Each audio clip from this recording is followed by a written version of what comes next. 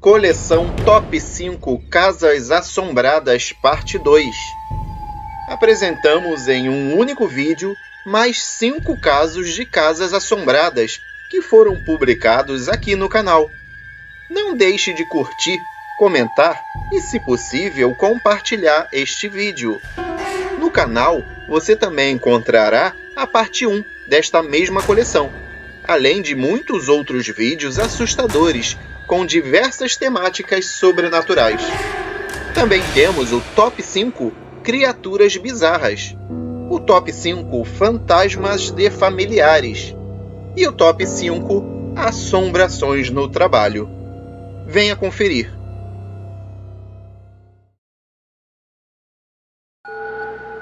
Primeiro caso: a sessão que não deu certo. O meu nome é Liliane. Moro no interior do estado de Minas Gerais.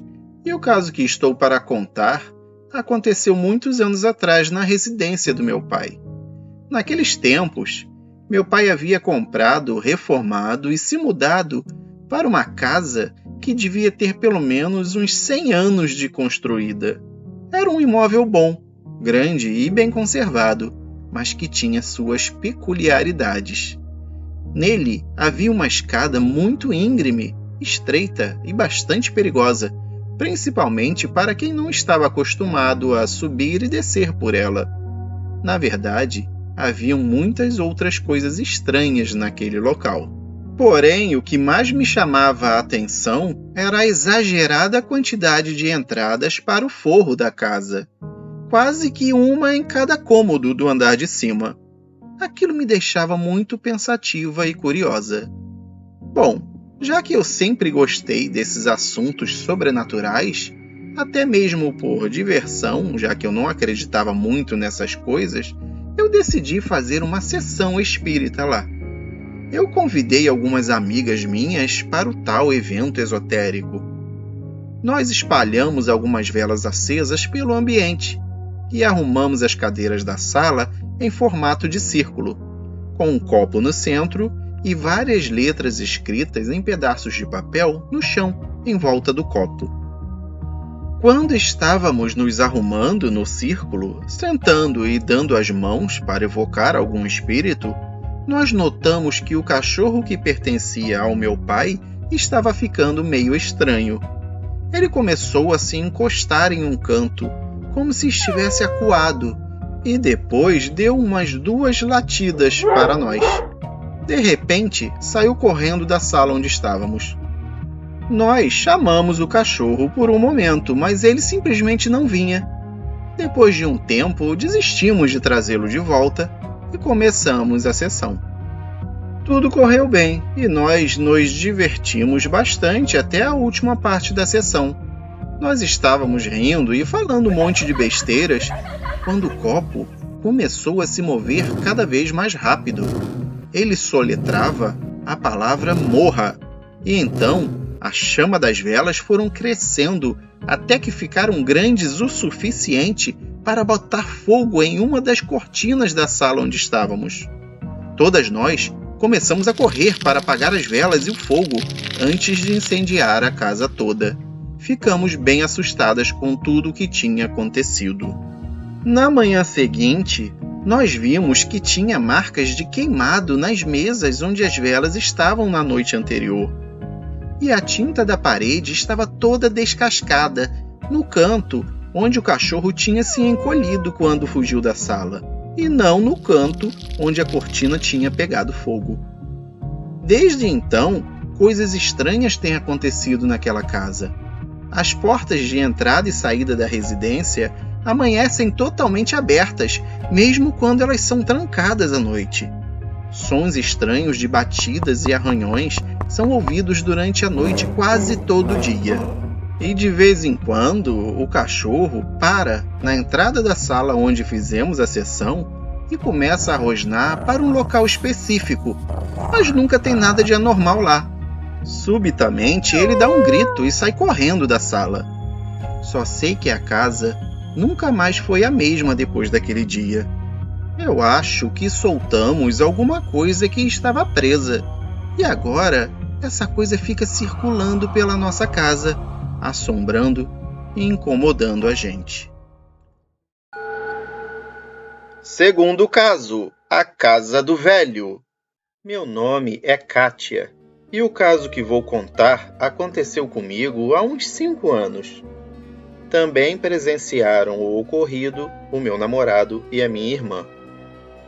Estávamos morando naquela época em uma cidade do interior de Minas Gerais. Era um sobrado aconchegante e aparentemente muito bonito, mas era extremamente assustador. Quase todos os dias, durante a madrugada, se escutavam ruídos que vinham da cozinha. Eram barulhos de pratos e copos se quebrando, e o horário em que se escutava era sempre o mesmo. Assim que chegávamos na cozinha, depois de ouvir os barulhos, estava tudo normal, tudo nos seus devidos lugares. Outra coisa que acontecia muito era o seguinte: você trancava a porta e apagava as luzes normalmente. Quando você virava as costas, as luzes estavam acesas, a televisão ligada e as portas abertas. Isso acontecia a qualquer hora do dia ou da noite, em praticamente todos os dias. Também teve um dia em que o meu namorado acordou bem cedo para ir trabalhar. Eram umas 6 horas da manhã. Assim que ele saiu, viu um velho de uns 75 anos sentado na calçada em frente à porta da nossa casa, vestindo uma camisa azul e uma calça jeans bastante surrada.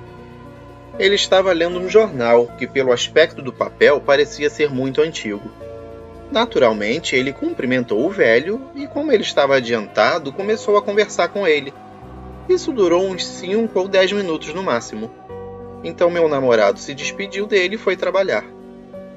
Passado alguns dias, meu namorado já ia sair para trabalhar novamente e resolveu, antes de abrir a porta, olhar para fora, pela janela, e viu o mesmo velho com a mesma calça e a mesma blusa, lendo aquele jornal deteriorado pelo tempo.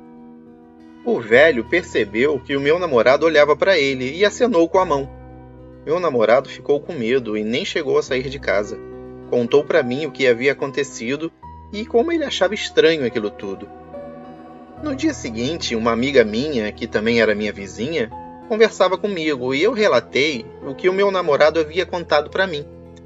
E ela me explicou que o velho que meu namorado viu era o espírito de um senhor idoso que morreu naquela casa em que a gente morava e que ainda ficava perambulando por ali. Várias pessoas já o tinham visto. Eu me mudei de casa assim que pude, mas ainda ouço falar que o espírito daquele mesmo velho continua assombrando aquela casa. Terceiro caso: ajudando um fantasma. O meu nome é Nicolas, e o meu caso, embora possa parecer meio bobo, foi muito marcante para mim, de forma que eu nunca me esqueci dos acontecimentos da época. Eu estava morando em uma casa alugada com a minha mãe, meu irmão mais velho e a minha irmã mais nova. Muito frequentemente, a minha mãe e eu ouvíamos o som de passos de alguém indo e vindo pelo corredor tarde da noite. Às vezes, quando eu ficava sozinho na casa, eu também sentia como se mais alguém estivesse ali comigo, chegando até mesmo a ver sombras se mexendo com o canto dos olhos. Além disso, ouvíamos sons de respiração ofegante e sussurros que pareciam ser de mulher. Nós acabamos nos acostumando com isso e, depois de um tempo, já não dávamos muita atenção a esses eventos. Até que um dia, no serviço, uma amiga minha veio para o trabalho com uma garotinha que ela estava tomando conta. A menina tinha uns 5 anos e sabia onde eu morava. Antes dela ir embora, ela fez um comentário que eu achei muito estranho. Ela falou: "A minha mãe morreu na sua casa." Isso me fez sentir um baita calafrio. Na hora eu fiquei todo arrepiado. Depois dela ter ido embora, o meu chefe, que conhecia a história da menina, me explicou que a mãe dela era uma cliente da nossa empresa e que tinha morrido de overdose no corredor da casa onde eu atualmente morava. Naquela tarde, eu fui para casa e eu senti que tinha algo que eu poderia fazer. Eu estava sozinho naquele momento Então eu fui até o corredor e simplesmente falei: "Eu vi a sua filha hoje cedo. Ela está muito bem e feliz. Você pode descansar em paz."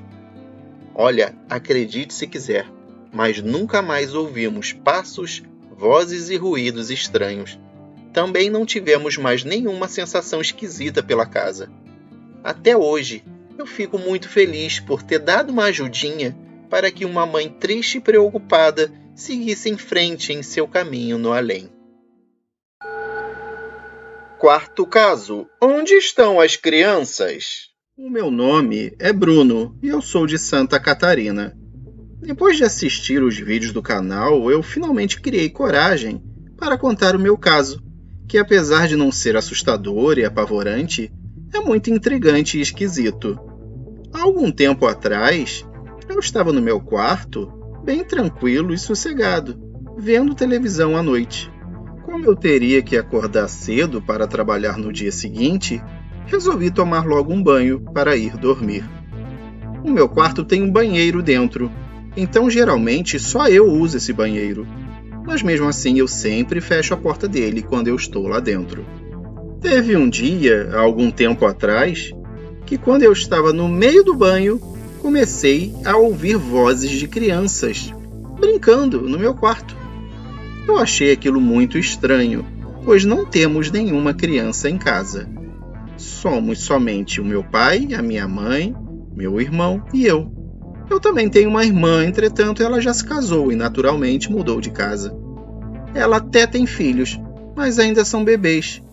Os sons que eu escutei eram vozes de crianças novas brincando. Não era o som que os bebês fazem. Muito intrigado, eu continuei prestando atenção nos ruídos que estava ouvindo. Comecei a pensar que talvez tivesse deixado a televisão ligada. E aquilo era apenas o som de algum comercial que estava passando no momento. Então, não dei mais importância ao caso e parei de dar atenção àqueles barulhos. Continuei normalmente com o meu banho, mas o tempo passou e percebi que as vozes não paravam. Esse pensamento me deixou perturbado, pois nenhum comercial de televisão dura tanto assim. Eu desliguei o chuveiro para tentar ouvir melhor o que estava se passando dentro do meu próprio quarto. Agora eu conseguia escutar as vozes com mais nitidez, embora não reconhecesse nenhuma palavra que era dita. Eu encostei o meu ouvido na porta e pude confirmar que o som realmente estava vindo do meu quarto. Disso eu não tinha mais dúvidas. Eu ainda estava tentando encontrar uma explicação lógica para aquilo tudo. Pensei que algum amigo dos meus pais pudesse ter aparecido com os filhos lá em casa e que os filhos estariam brincando no meu quarto. Então, com esse pensamento, eu fui terminar o meu banho. Assim que acabei, me enxuguei e me vesti, ainda ouvindo aquelas vozes de criança brincando e rindo do lado de fora do banheiro. No momento em que eu coloquei a mão na maçaneta para abrir a porta do quarto e comecei a destrancá-la, as vozes pararam. Eu entrei no quarto e não tinha ninguém lá. Estava completamente vazio. A televisão, para minha surpresa, estava desligada. A porta do quarto fechada. Nem o rádio estava ligado. O celular ficou comigo dentro do banheiro, então não poderia ter sido ele. Nada no meu quarto explicava racionalmente aquela situação estranha. As únicas coisas diferentes que eu poderia mencionar aqui é que o meu quarto estava muito mais frio do que o de costume. Na verdade, estava gelado. Não havia ventilador nem condicionador de ar ligado, e isso não era normal naquela época do ano.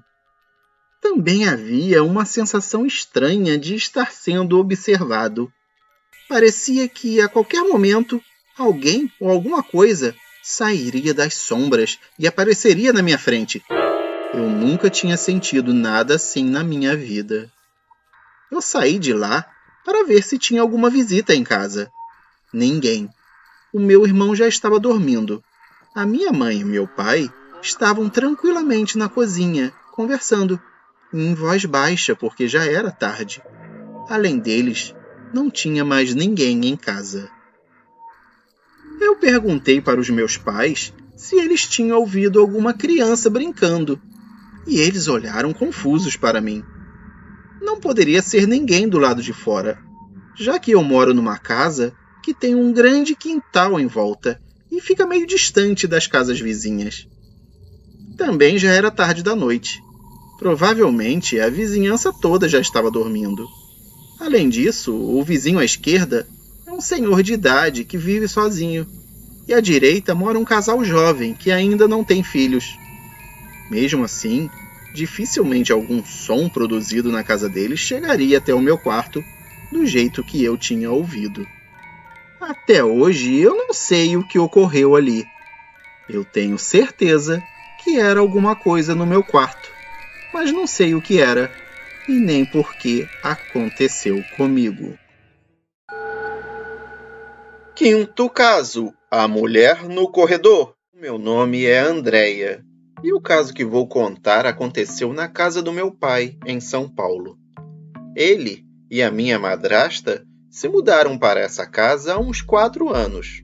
Ela é uma linda casinha antiga, mas muito bem conservada e decorada, com um amplo quintal e um bonito jardim.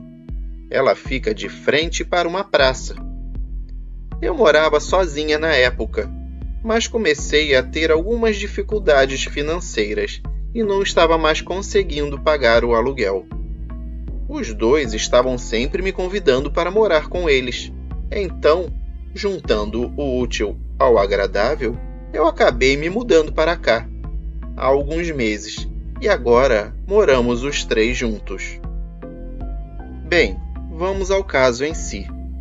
Em um domingo de manhã, a minha madrasta me falou que o meu pai tinha tido um pesadelo terrível na noite anterior. Nele, uma mulher sinistra tentava matar a todos nós. Eu fiquei muito curiosa e pedi para que ela me contasse mais sobre o sonho dele. Então, ela começou a me falar de outros pesadelos que ele já havia tido ali naquela casa, e acabou lembrando que ela mesma já havia passado por uma estranha experiência ali também. Ela me contou que na primeira noite que eles ficaram ali, acordou e viu, no meio do corredor, uma mulher parada, olhando para ela. Eu entendia perfeitamente o que ela estava falando, porque, desde que eu tinha vindo morar aqui, eu achava que estava ficando louca, pois sempre via alguma coisa se movendo pelo mesmo corredor mencionado por ela. Poucas semanas depois disso, eu pude comprovar o relato da minha madrasta e ver a tal aparição com os meus próprios olhos. Eu estava acordada durante a noite inteira, porque tinha feito uma aposta com uma amiga minha de quem lia um determinado livro primeiro, já que nenhuma de nós duas tínhamos lido aquele livro ainda. Eu estava ocupada lendo, e então me deu vontade de olhar para o corredor. E quando eu olhei, eu vi o rosto e o ombro de uma pequena mulher saindo da parede do corredor. Ela era meio transparente e parecia ser bem velhinha já. Ela só olhou para mim, sorriu e entrou na parede novamente. Quando eu percebi o que eu tinha acabado de ver, eu senti o meu estômago pular e o meu coração parecia estar na garganta. Era o tipo de sensação que você tem quando está descendo num tobogã ou numa montanha-russa. Afinal, não é uma coisa que se vê todo dia. Eu fiquei olhando para a parede o resto da noite, mas ela nunca apareceu de novo. Na manhã seguinte, eu contei para minha madrasta o que tinha acontecido, e ela me falou que também tinha visto aquela mulher de novo, recentemente, como na primeira noite em que eles estavam na casa. Assim, ela me falou que, juntamente com o meu pai, comentaram sobre aqueles acontecimentos com a mãe dela, ou seja, a mãe da minha madrasta. Então, a mãe dela disse que conhecia a mulher que morava na casa antes de nós. Era uma senhora idosa que parecia exatamente com a que nós tínhamos visto, mas era inofensiva. Ela gostava muito de ler e, apesar de não ter filhos, amava crianças. Entretanto, com a chegada da idade, ela começou a perder um pouco a cabeça, mas nunca fez mal a ninguém. A mãe da minha madrasta me falou que ela sorriu para mim porque deve ter ficado contente, pois raramente ela via jovens lendo. Eu imagino o que ela faria se se soubesse que eu só estava lendo porque tinha feito uma aposta com uma amiga. Bom, essa foi a minha história. Eu sempre gostei do paranormal. Então, estou até feliz por isso ter acontecido comigo. E essa foi a coleção Top 5 Casas Assombradas Parte 2. Não deixe de assistir a parte 1. Se você gostou deste vídeo, vai gostar também da primeira parte. Escreva aqui embaixo qual o caso que você gostou mais, qual a casa que você não moraria de jeito nenhum e qual a casa que você moraria numa boa, sem problemas. Estamos curiosos. Deixe a resposta aqui nos comentários. Nós agradecemos muito.